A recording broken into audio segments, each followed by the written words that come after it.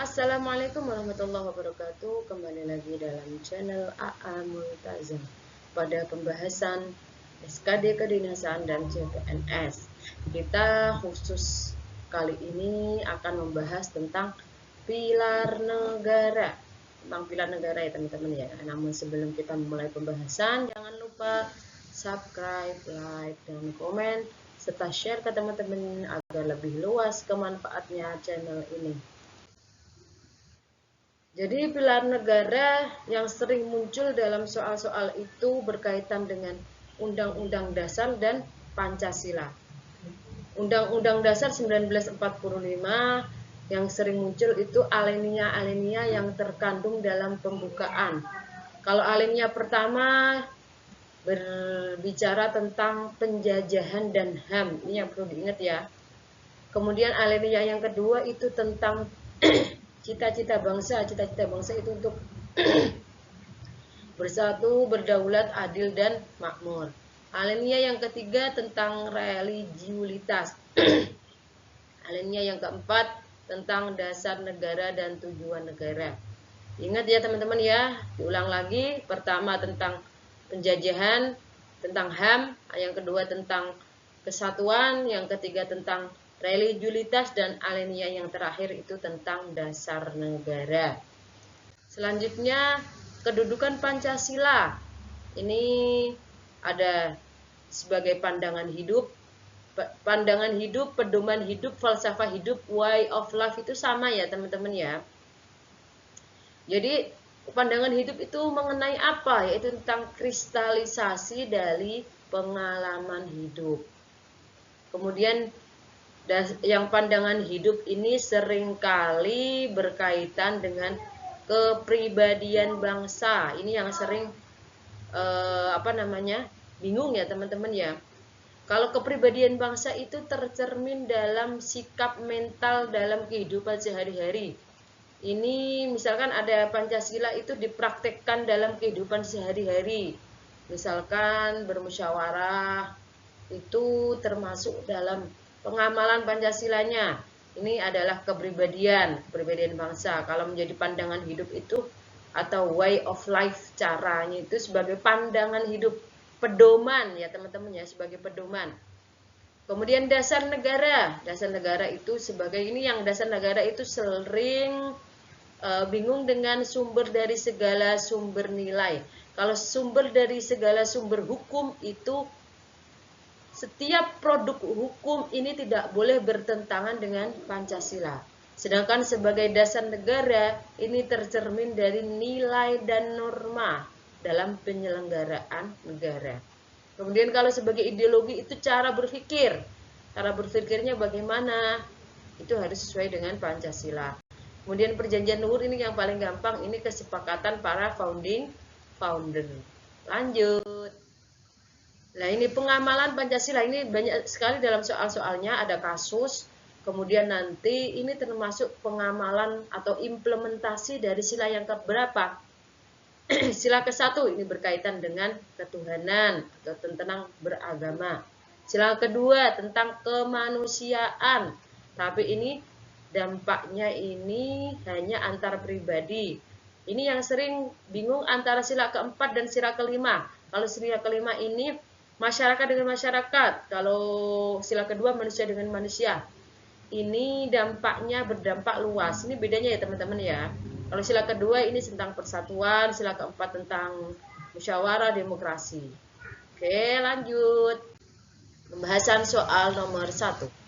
Pada masa Orde Baru, Pancasila digunakan sebagai alat kekuasaan. Hal ini sangat bertentangan dengan kebebasan warga.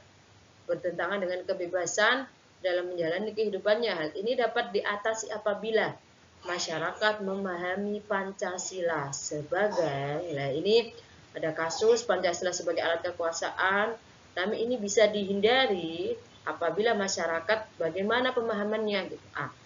Menjadikan landasan yang dapat mengatasi permasalahan di masyarakat. Kita simpan. Yang B, etika masyarakat dalam menentukan hasil dari musyawarah. Ini tidak ada kaitannya secara langsung. Yang C, upaya untuk mendirikan kepribadian yang kuat. Boleh kita simpan. Yang D, landasan pemikiran dan pedoman sesuai dengan kehidupan masyarakat. Boleh juga. Yang E, norma yang berlaku sebagai ketetapan dari pemerintah. Ini ketetapan dari yang pemerintah ini yang membuat tidak benar. Oke, TBK itu seperti ini ya teman-teman ya. Jawabannya itu terlihat semuanya benar.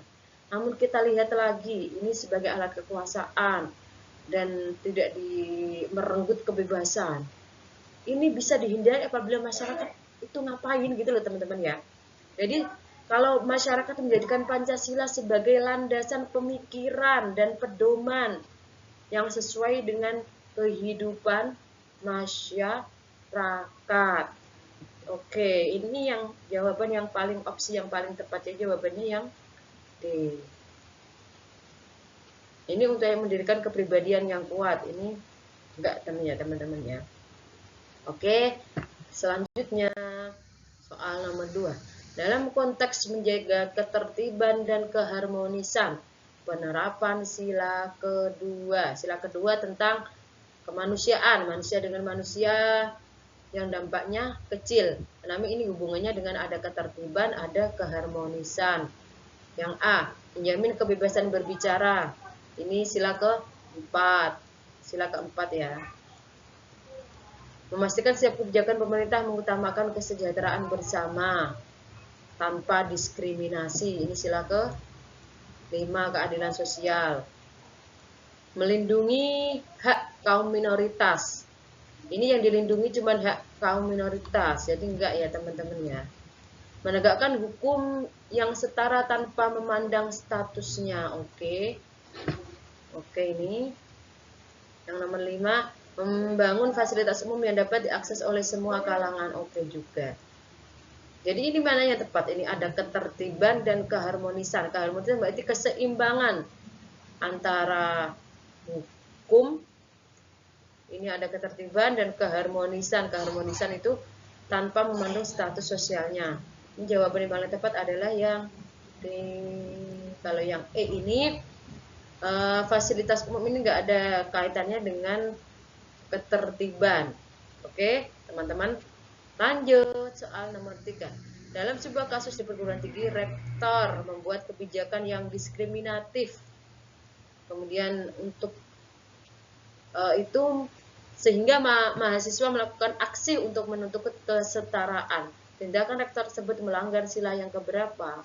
Sila ke-1 ketuhanan, kedua kemanusiaan, tidak ya. Sila yang ketiga tentang persatuan, yang keempat tentang demokrasi atau musyawarah, tidak. Ini kebijakan ini diskriminatif, jadi ini melanggar sila yang ke-5. Oke ya teman-teman ya, mudah ya. Selanjutnya, Pancasila sebagai dasar negara memiliki peran penting dalam menjaga keharmonisan antar umat beragama. Dengan cara apa? Ini lagi keharmonisan. Pancasila sebagai dasar negara dalam menjaga keharmonisan. Ini yang soal-soal yang pendek-pendek seperti ini teman-teman ya, yang seringkali menjebak kita. Dan opsinya itu kita dihadapkan oleh dua opsi yang sama-sama benar dan sama-sama kuat. Jadi kita harus kembali lagi ke soalnya. Permintaan soal itu seperti apa? Yang A, mendorong pemerintah untuk menetapkan satu agama. Enggak ya, cuma satu agama ini yang enggak boleh. Kemudian yang B, mendorong penerapan agama tertentu. Ini penerapan agama tertentu, enggak juga. Yang C, menjamin kebebasan setiap warga untuk memeluk agama. Oke. Memasukkan peran agama dalam sektor publik untuk menghindari konflik. Boleh. Memprioritaskan peraturan dan memprioritaskan masyarakat agama mayoritas. Ini yang diprioritaskan agama mayoritas, jadi yang minoritas nggak diakui, enggak ya teman-teman. Nah, ini yang jawabannya yang C atau D, keharmonisan antar umat beragama. Jadi agar terjadi keharmonisan itu kita harus ada kebebasan untuk memeluk agama. Kalau yang D salah, kenapa? Ini memasukkan peran agama dalam sektor buruk untuk menghindari konflik. Ini kurang tepat dengan konteks soalnya ya. Jadi jawabannya yang paling tepat adalah yang C. Nomor 5. Implementasi sila keempat. Sila keempat tadi tentang demokrasi, tentang gotong royong, tentang musyawarah. Untuk mewujudkan masyarakat madani di Indonesia, apa peran utama implementasinya? Lain implementasinya itu seperti apa peran utamanya? Yang A, meningkatkan efisiensi pemerintah. Pemerintah yang diefisiensi bukan masyarakat. Tidak ya, mendorong partisipasi masyarakat melibatkan semua pihak. Oke. Memastikan keadilan sosial dalam setiap keputusan politik yang diambil oleh pemerintah. Oke. Pengungkapan peran lembaga negara dalam menjaga stabilitas politik dalam sosial. Ini peran lembaga negara ini nggak ada hubungannya dengan masyarakat madani, enggak ya teman-teman ya. Dan yang dia memfasilitasi dialog antar umat beragama untuk menjaga persatuan. Ini nggak ada kaitannya dengan konflik agama ya.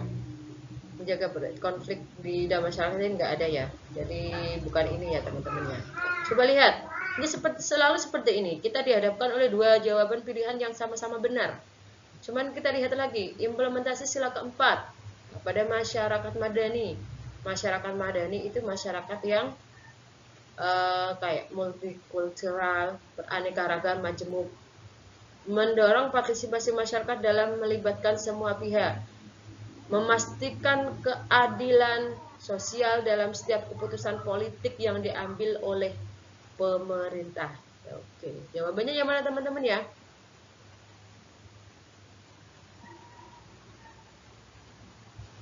Ini yang jawabannya paling tepat adalah D. Ini keterlibatannya langsung semua pihak, berarti masyarakat semua. Kalau ini yang D ini hubungannya dengan pemerintah, jadi paling tepat dengan masyarakat madani itu jawabannya yang B.